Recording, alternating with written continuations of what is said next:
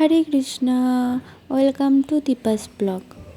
আজকে আমি সুন্দর করে রেডি হয়ে আমি আর আমার দিদি মিলে মন্দিরে যাচ্ছিলাম।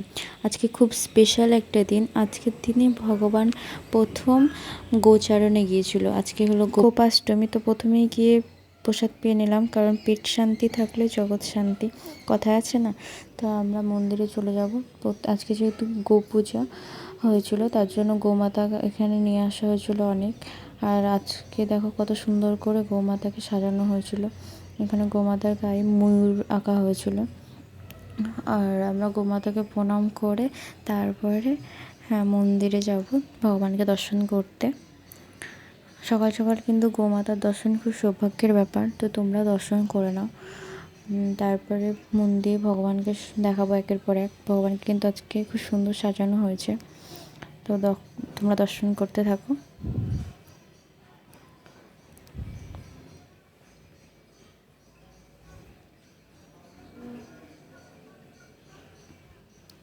এখানে দেখো কি সুন্দর করে সিনারি রাখা হয়েছিল গোমাতার। আর দামোদর মাছ, তার জন্য দামোদর ভগবান এখানে সাথে। আর ওই ওপরে যে আমগুলো দেখতে পাচ্ছ না, ওগুলো আমি প্রথমে ভেবেছিলাম রিয়েল, কিন্তু ভালো করে দেখার পরে ভাবলাম না, এগুলো ফলস আম। তারপরে ভগবানকে দর্শন করে নাও সুন্দর করে।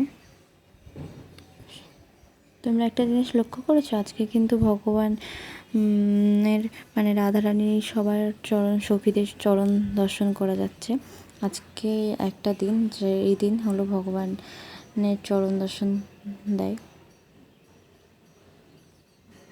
কৃষ্ণর তো সবসময় চরণ দেখা যায়, কিন্তু সখীদের চরণ সবসময় ঢাকা থাকে। তারপরে নৃসিংহদেবের তুলসী নিয়ে আমরা বাইরের দিকে গিয়েছিলাম একটু ছবি তোলার জন্য। তারপরে এখানে আমার দিদির বান্ধবী চলে এসেছিলো, তারপর তার সাথে আমরা গৌশালা যাব। আজকে গৌশালায় হলো অনুষ্ঠান হচ্ছে, ওখানে সুন্দর করে কীর্তন, যজ্ঞ আরও অনেক অনুষ্ঠান হয়। তা আমরা চলে যাচ্ছিলাম গৌশালার দিকে। আজকে ওয়েদারটা ভালোই ছিল প্রথমের দিকে, কিন্তু যত বেলা হচ্ছিল তত রোদ বাড়ছিল আস্তে আস্তে, আর গরমও লাগছিল অনেক। তো এখানে দেখ কৃষ্ণ বলরাম ছিল, আর তারপরে অনন্ত বাসুদেবের সামনে যজ্ঞ করা হচ্ছিল। আর ওই পাশে মাতাজিরা বসে সুন্দর করে কীর্তন করছিল, কীর্তনের সাথে যজ্ঞ হচ্ছিল। আর যজ্ঞে সুন্দর সংস্কৃত মন্ত্র উচ্চারণ করে আহুতি দেওয়া হচ্ছিলো, খুব সুন্দর লাগছিলো। তারপরে দেখো ছোট ছোট বাচ্চারা আজকে খুব সুন্দর করে সেজে আসে, সবাই ধুতি পাঞ্জাবি পরে, তারপরে সুন্দর করে সাজে। তা আমরা গোশালায় গিয়ে গোমাতাকে খাইয়েছিলাম আজকে। তারপরে একটু গোমাতাকে আদর করব, তারপরে আমরা বাড়ি চলে গিয়েছিলাম।